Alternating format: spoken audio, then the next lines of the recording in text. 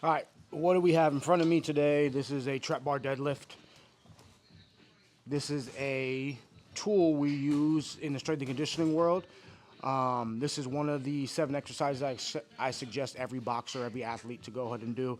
And this is the tool we use to do the actual movement, which is a trap bar deadlift. This is a trap bar or a hex bar, depending on who you talk to. Who is it for? Athletes, boxers, anybody who moves and wants to improve their movement patterns and their mobility. Mobility, once again, is strength and flexibility through an entire range of motion. So if you're planning on moving better in the vertical plane, which is up and down, I would suggest using the trap bar deadlift. Now, the next question is, how do we use this? Well, weights go on each side of this, so I'll even show you guys how we load this. If you have a strength and conditioning coach, they should be doing this with you. Why do you do this? As an athlete and as a boxer, your field of play is your main thing, and you want to keep the main thing the main thing. If you're a hobbyist, your 9 to 5 is your main thing. Spending time with your kids is your main thing.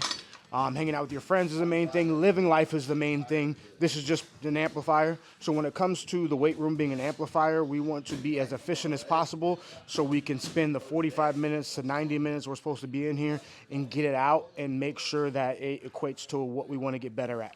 So this is like the easiest way to work on getting stronger in the vertical plane, which includes straightening the hips and bending at the hips, that up and down motion being a part of the ground and not being a part of the ground. We're talking about contraction, we're talking about expansion. I can go on and on and on with the analogies, but back to this being dummy proof, it is the easiest way to get stronger in this area. Now, how to do it.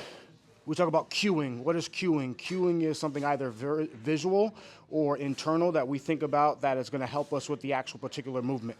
Now, once again, with an athlete having about 4 to 6 weeks, maybe 6 to 8 in their off season to get better for their actual particular sport, instead of going through teaching you how to do a squat, which is different depending on people's anatomies, and it's a very hard movement pattern to learn. Other Olympic lifts as well, like a clean and jerk, all those things have to be done correctly. Very similar to like your particular field of play has to be done correctly. Like if you're a boxer, you can't just jump in the ring and start sparring. You have to learn the technique. If you're a hooper, you can't just go play 5-on-5. You have to do all the little intricacies and details to get better at your particular task. So the trap bar is the easiest way to get good at this. So a couple cues for you. Feet shoulder width apart at that point. Now when we go to descend or go down, one of the internal cues is I can go ahead and say I want to screw my feet into the ground. Another internal cue is that I want to bend at the hips. And then from there, once I get into this bar lift, I'm thinking about loading the bar first and loading my whole entire body until I go ahead and now push into the ground. When I push into the ground, I can think extending the knee, extending the hips, or squeezing your thighs or squeezing your butt to go ahead and come all the way high. But with your arms, you're not pulling, you're actually pushing through the ground because this is a lower body movement, a compound lift, which means that there's multiple muscle groups that are involved with moving this bar up. So if I do one here for you, it is here, screwing into the ground. I'm loading, now I'm digging to the ground, full hip extension, coming all the way back down. Once again here, all the way back down. We'll go one more for you guys. And here. Now, that's the trap bar deadlift. One of the 7 exercises I suggest every athlete or boxer should be doing. Let's talk about the when. Now, that's going to vary, right? That's going to vary depending on what your particular schedule is. From a strength and conditioning standpoint, I do suggest 2 to 3 times a week, but that is depending on your schedule and how long you're in the gym. So this is going to be done on a vertical day, so a day that you're focusing on your up and down movement. For me specifically, shout out to Cal Dietz, I suggest something called complex training. What complex training is you pair compound lift with a low-level plyometric. What's the easiest low-level plyometric we can do without equipment? We can do something called pogos, where all I'm doing at this point is I'm just working on jumping.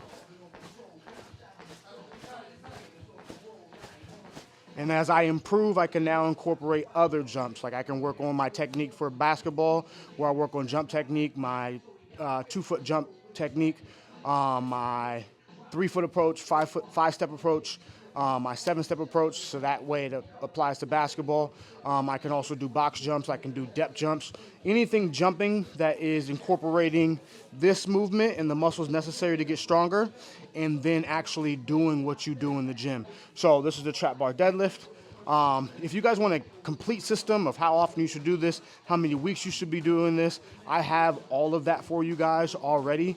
If you guys want to know what my entire system is, watch the video. It will be somewhere over here.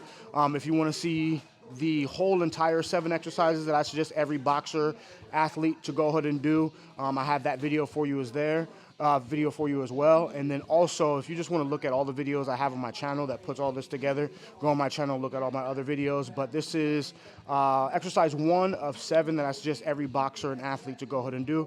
It is a trap bar deadlift. I suggest complex training with it, compound lift, low level plyometric. If you have any questions, comment below if you want more detail on the video, but that's it for y'all. I'll see you on the next one.